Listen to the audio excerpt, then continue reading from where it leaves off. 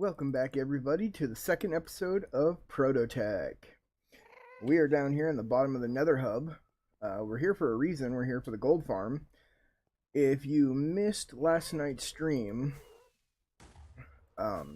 me and Ray Works, his channel will be in the description. We're working on the ProtoTech Zoo, and we were doing rare blocks. So manipulating blocks and doing things with them in ways that you won't be able to after 1.12. Like torches and buttons and tripwire hooks on the side of stairs, headless pistons, piston heads, things like that. So I am over here today because we are going to be putting, after 1.12, you can no longer enchant Curse of Binding or Vanishing on a pumpkin, like so, in an anvil. So we are going to get a stack of each prepped up and working on that. That's what we're going to do for the first part of this episode, and then in the next stream we will put them in the zoo and display cases.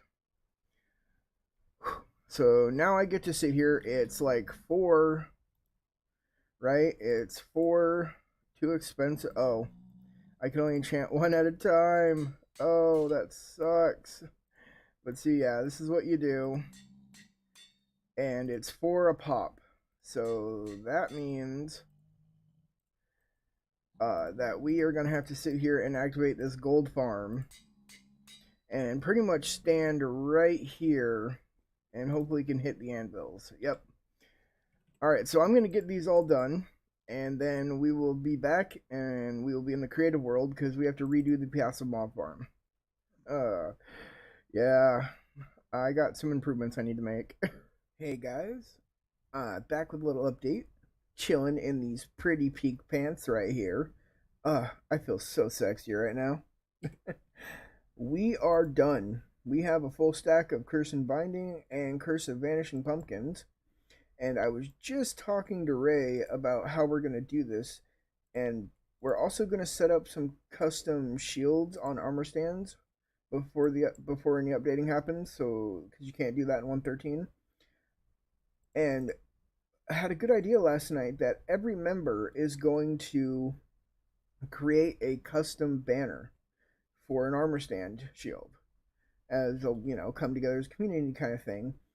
And so me and Ray were talking, we're also going to put these pumpkins on those armor stands.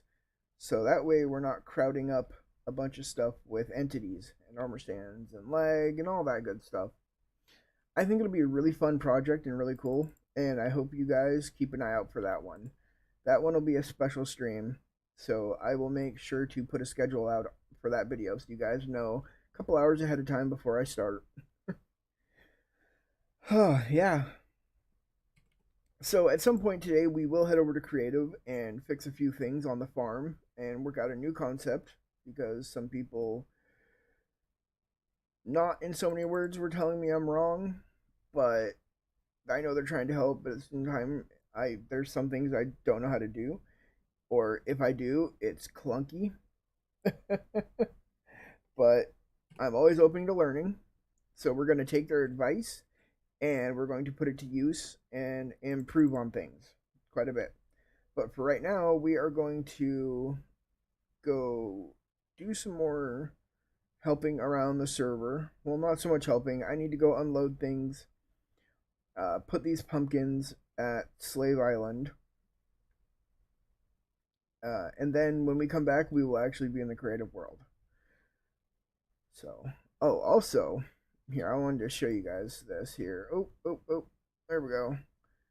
I know I showed this on stream the other night, but, sorry, hold on. Options.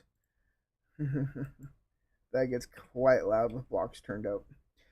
This is a wither-powered mushroom farm. Now, if you missed that stream the other night, I helped Ray put in the withers and stuff. But this thing is so cool. It can be operated by a player or automatically. It's a lot slower though when it's operated automatically. I just think that is the coolest thing. Alright, let's go look at the creative test world and what we have for a passive mob farm, guys. Hey guys, Wolf here, and we are back in the creative world where we were doing some testing. I did say we were coming back here to fix the farm, but we did a lot more. I have been testing the different methods at which killing things, and we'll start with the rabbits.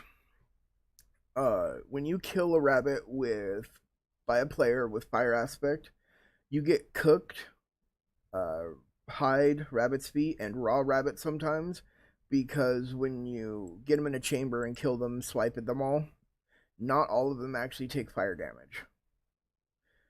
And when we drop them through our chamber over there, all they drop is this: rabbit's hide and raw rabbit. There we go. Through lava, you can't even do it because they die before they get through the lava. Then we have our polar bears here. Now, polar bears have drops of 0 to 2 raw fish and 0 to 2 raw salmon. The raw fish, you have like, I think a 3/4 chance of getting it when they drop. But the raw salmon is only, I think, 1/4, 1/4 chance. So, when we player killed them with fire aspect, no looting, all we mostly got was raw fish. Like, it's all we got after a few of them. When dropping them through a fall chamber onto magma blocks, we got both raw salmon and raw fish. And then killing them by hand with looting 3 and fire aspect drops raw fish and raw salmon. A lot more of it. And we've also concluded here that regardless if the polar bear is on fire or not, it does not drop any cooked. I think that is only a 113 and up thing. So I thought about doing the player killing, dropping them into a chamber and doing that, but the rabbits wouldn't survive the fall, and with the polar bears, it would take quite a few swipes. So I think we're just going to settle, because we have a rabbit foot farm. I think we're just going to settle for collecting raw rabbit, raw fish, and the rabbit hide. And we were going to crank the fall chamber from 26 blocks up to 30 here.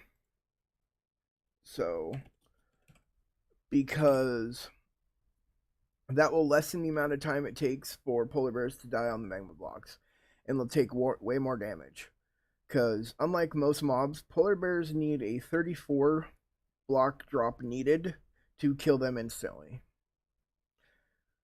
So I think this is the method we're going to use. So we have our killing method worked out for on the nether side. Now, we have some improvements to make to the farm. I did all this first. So when we come back, I will have actually improved up the farm. This is how it's going to look. But we need to change a lot of this over here and this. So I think this works kind of well. You know, I changed up the items, but the problem that's getting pointed out is that these aren't all being powered at once. They need to be all powered at once, which means a lot of like repeaters and all that and stuff. So I was really hoping to save on the lag, but this farm's going to be stretched out quite a bit, so it's going to be laggy. Alright, let's take a look at the improvements here. Alright guys, we are back with the actual improvements to the farm. As you can see, we ran a torch tower up. Everything is strategically done here so that these pistons remain powered at all times, except for when a pulse comes through. And then we're just using redstone dust, powering through repeaters, and then these blocks to permanently power the pistons. To control the whole thing, we are using a comparator repeater fade out clock, I think is what that's called, or a fade out clock, just period. Fade out clock. And we have to stretch the signal a little bit, kind of because we need to control the signal strength going into these comparator pulse lengtheners. So we get proper timings for everything. This is sort of like a 20-second cycle, with it being on or fleshing 10 seconds, dry 10 seconds, and then it starts all over again. So it's a 20-second cycle. and I think we've done pretty well. It definitely looks a lot cleaner than it did beforehand, a lot less bits and bobs there. I went down here and was practicing with some things and tried some pulse extenders like this and then shaving some off, but it didn't work too well. And I don't mind this. I was trying to go for the one wide, but I don't mind this at all. So I have kind of given a good show of everything going on in this farm right now. So when this episode comes out, I will make sure to post it to the ProtoTech content on the Discord and let everybody know that they go check out the farm.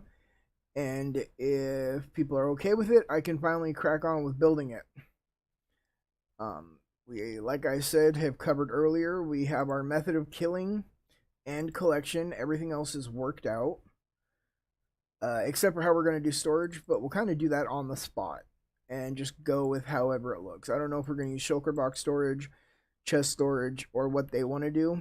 I much rather just send everything into shulker boxes to be collected and stored that way. So that way it's all just neat and neat, you know? But we are kind of done over here in the creative bit for a while. That's all worked on. And I would like to end things on logging back into the SMP server and doing a couple things real quick before we head out. Yeah, let's go do that. Actually, you know what? Better yet. I want to show you guys something. It will be... it won't be spoilers because the video for what I'm about to show you will come out before this does. We're going to head over to my snapshot world real quick. Well, guys, I'm very sorry.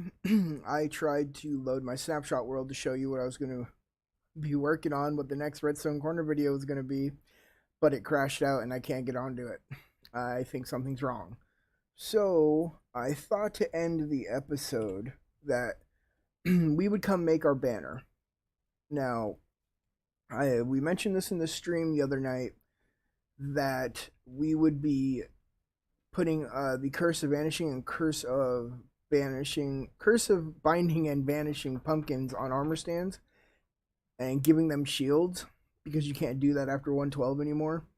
And so we posted out to the members to each make a banner to put on a shield. And then gonna ask some viewers to make them too, come up with designs and post them. So we're gonna make my banner, and I should have everything I need right here. And the banner I am making is known as the Endercorn. I know that sounds weird, but just bear with me. I do think I do need one more item, so let's go grab that real quick. Alright, I didn't end up needing the item. I had everything, just had to make sure real quick. And, oh, crafting table right here. So, let's see if I remember how to make this all the way, right? Let's see, banner, creeper head, and one purple dye, I believe. And then down here, 3 more should be going here. And then let's see, where else did I need to do? I think it goes back here. Then 3 ink sacs for that part. Again, we put it back down there. Add 1 purple. And then an ink sac and a vine. No, that's how that's supposed to go, like that. And then we should have it 3 more here.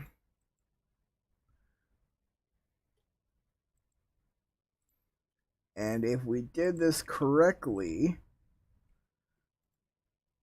we should have the Endercorn. Oh, that is so cool, guys. Look at that. I'm excited. I love that. That is so cool. So I think this will be our banner. that we are going to give on the this will go on a shield with a curse of vanishing or binding pumpkin with our name on it. uh so awesome, guys, so awesome. Let's get that back. Well, guys, you know what time it is. All of my episodes are going to be kind of dumping down to around 15 minutes or less, or about 15 minutes. Some will be a little longer depending on the project. That is so I can fit in all 3 episodes a week, and then occasionally a redstone corner video. As always, I hope you enjoyed. In the description below will be links to my Twitter, Discord, and Facebook. Also, there are links to all of the other ProtoTech members' Facebook page, so go give them some love. I guarantee you, any of your redstone needs, a ProtoTech member can handle it. We have somebody here that can do it for you, or give you an idea, or has a video on it already. Remember that. ProtoTech, all the way. Yeah. I will see you guys in the next episode. Bye-bye.